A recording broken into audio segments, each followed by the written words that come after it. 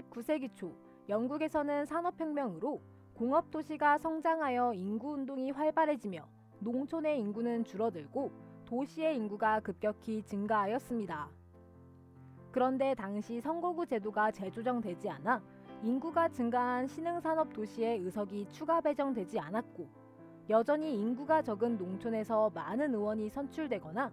이미 바다에 매몰된 지역에서는 선박위에서 투표하여 계속 의원을 선출하고 있었습니다. 이로 인해 투표자의 수가 적은 곳에서 불법적으로 투표 의사를 조작하는 부패 선거구의 문제가 발생하여 이를 해결하고자 인구 증감에 따라 유권자 수에 비례하여 의원 수를 재조정해야 한다는 목소리가 높아졌습니다. 이러한 가운데 휘그당의 그레이 내각이 1832년 제1차 선거법 개정을 이루어 부패 선거구를 폐지하였고, 또한 도시 선거구에서의 연 가치 10파운드 이상의 가옥 소유자 혹은 주 선거구에서의 연 가치 10파운드 이상의 토지 소유자 등의 산업 자본가와 중산층에게 선거권을 새로 부여하여 유권자의 수가 증가하게 됩니다. 선거법 개혁의 결과 휘그당은 의회 내에서 유리한 지위를 차지하게 되었고, 이를 계기로 정당 조직이 정비되어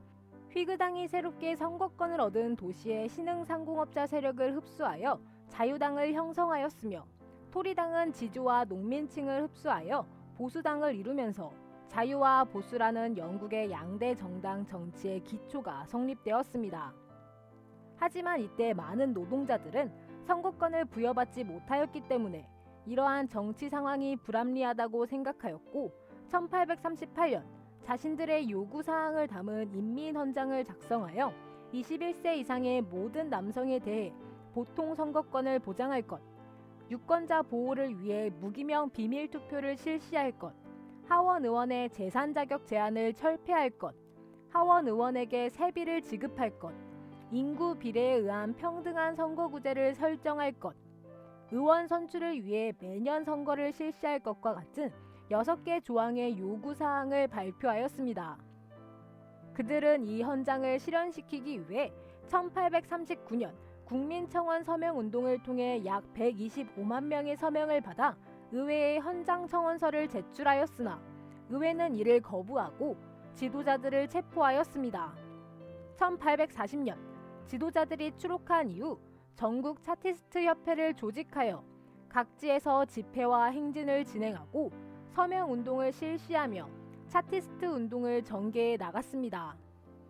이때 차티스트 운동의 요구사항은 상당히 급진적이었기 때문에 군대와 경찰의 탄압으로 실패하고 말았지만, 이후 지속적이고 점진적인 선거법 개정을 통해서 보통선거, 비밀선거 등의 요구가 점차 실현되어 투표권이 확대되는 계기가 되었습니다.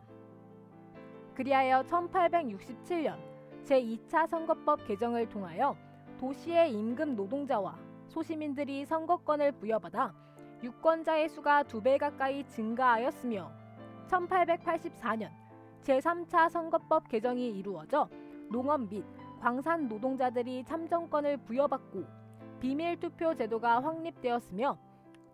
1885년 선거구 제도를 개혁하여 도시 선거구와 주 선거구의 구별을 폐지하고 인구 비례에 의한 소선거구제가 적용되었습니다.